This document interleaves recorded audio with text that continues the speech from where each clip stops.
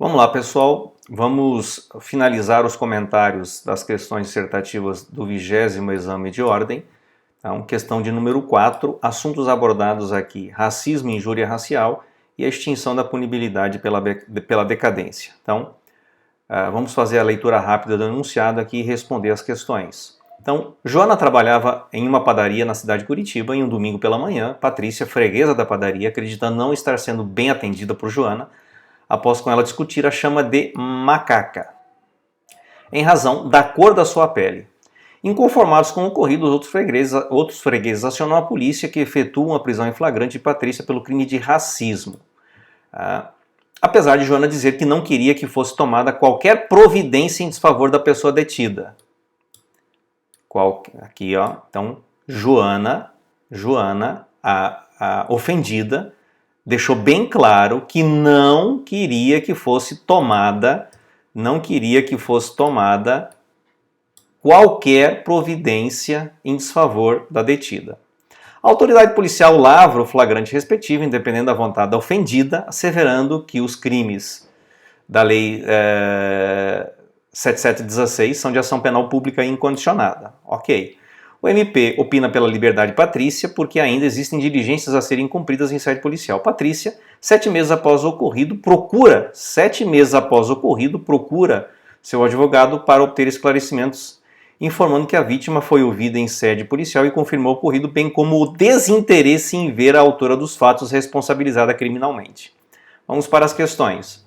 Agiu corretamente a autoridade policial ao indiciar Patrícia pela prática do crime de racismo?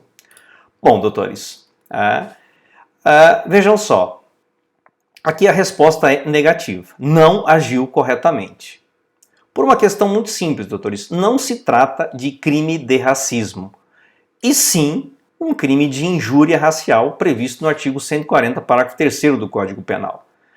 Veja só, a injúria, ela consiste em ofender a honra de alguém se valendo desses elementos referentes à raça, cor, etnia, religião ou origem.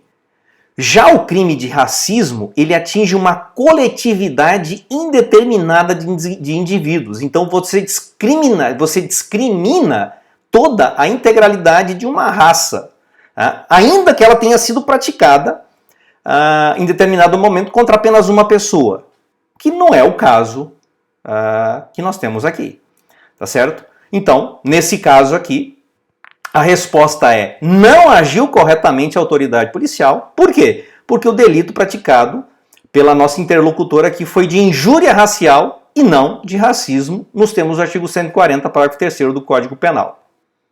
Certo? Por quê? Porque ficou bem evidenciado que a intenção dela era somente ofender a honra da vítima. Certo? Muito bem. Na segunda questão, o examinador pergunta se existe algum argumento defensivo para garantir de imediato o arquivamento do inquérito policial. Existe, doutores, existe sim. O argumento defensivo que nós vamos utilizar aqui, partindo do pressuposto que se trata de um crime de injúria racial, é que este delito de injúria racial, ele não é de ação penal pública incondicionada. Ele é de ação penal pública condicionada à representação da vítima. E todos nós já sabemos que o prazo decadencial é de 6 meses a contar do conhecimento da autoria do fato. Então já se passaram mais de 6 meses, além do que ficou muito bem evidenciado no problema que em nenhum momento ela quis essa representação. Então, qual o argumento que você vai utilizar aqui? O argumento é de extinção da punibilidade em razão da decadência. Certo? Então, houve a decadência, já que o crime de injúria racial ele é um crime de ação penal pública condicionada à representação, previsto lá nos termos do que prescreve lá o artigo 145, parágrafo único do Código Penal. Beleza, pessoal? Encerramos aqui o 20º exame de ordem. Se liga que já chegam os vídeos do 21º exame. Todas as questões comentadas. Valeu, pessoal, tamo junto!